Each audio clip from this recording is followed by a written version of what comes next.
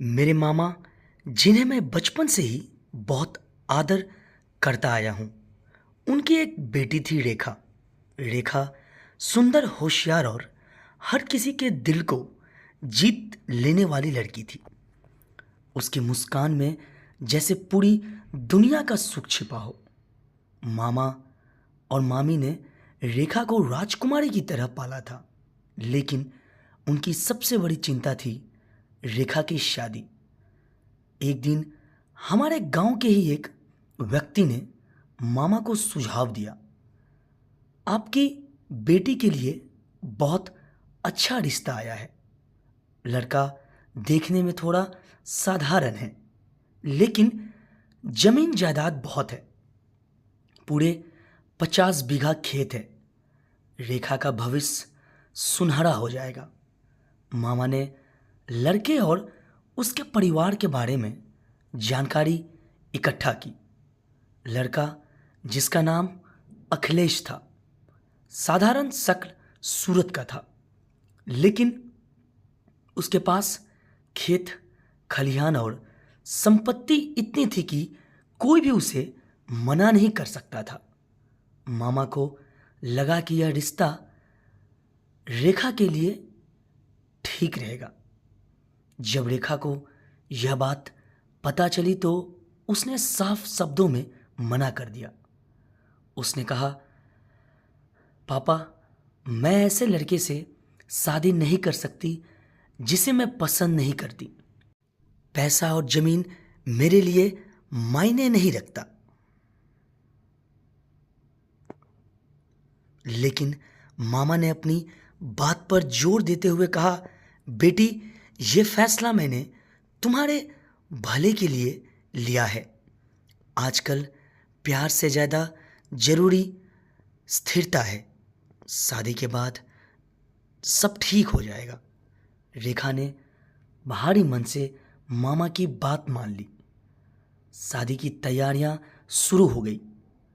मैं खुद शादी में शामिल हुआ और देख रहा था कि रेखा की आंखों में खुशी की जगह उदासी और चिंता छाई हुई थी। शादी के बाद रेखा अपने ससुराल चली गई। ससुराल का माहौल साधारण था, लेकिन वहाँ के लोग बहुत ही ठंडे स्वभाव के थे।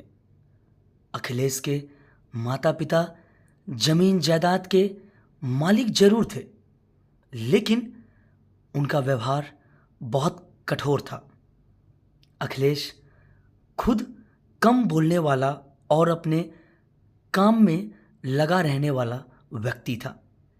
शुरुआती दिनों में रेखा ने हर संभव कोशिश की कि वह अपने ससुराल वालों के दिल जीत सके, लेकिन धीरे धीरे उसे महसूस हुआ कि इस परिवार में उसके मन की कोई कीमत नहीं। अखिलेश का व्यवहार भी उससे बहुत रूखा था। वह उसे केवल एक जिम्मेदारी के रूप में देखता था।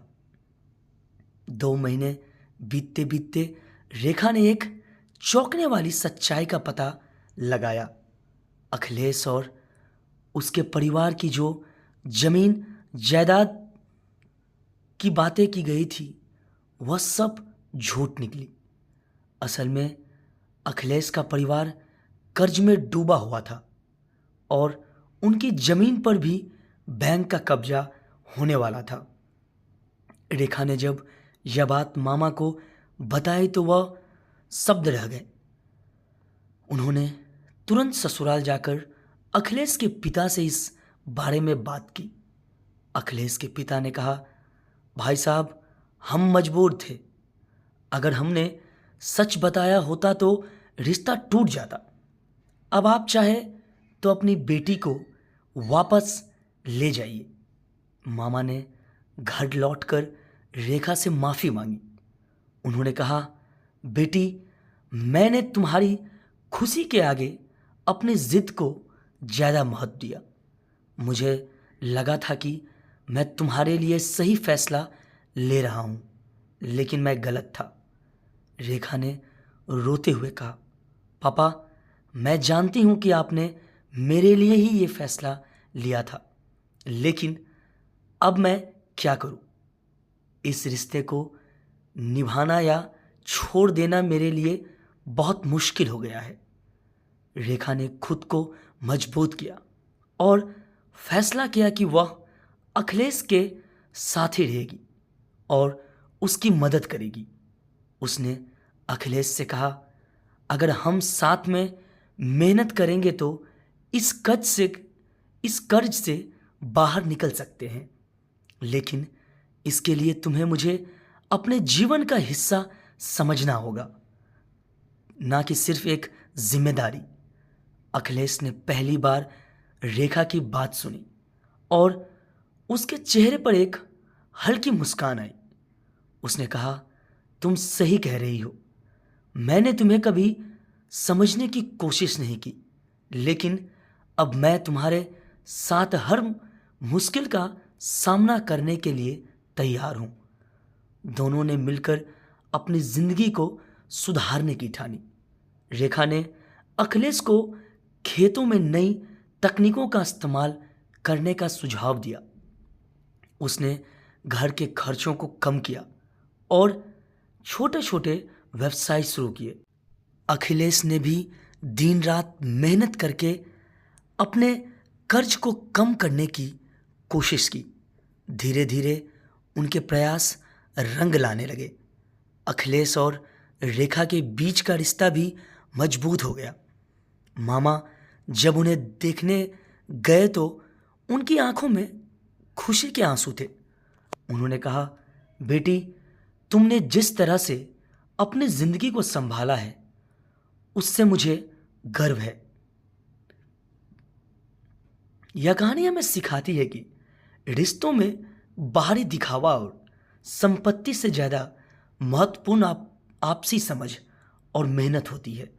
रेखा ने अपने धैर्य और साहस से न केवल अपने जीवन को संभाला, बल्कि अपने मामा को भी यह सीख दी कि किसी के बाहरी रूप या संपत्ति के आधार पर फैसला नहीं करना चाहिए।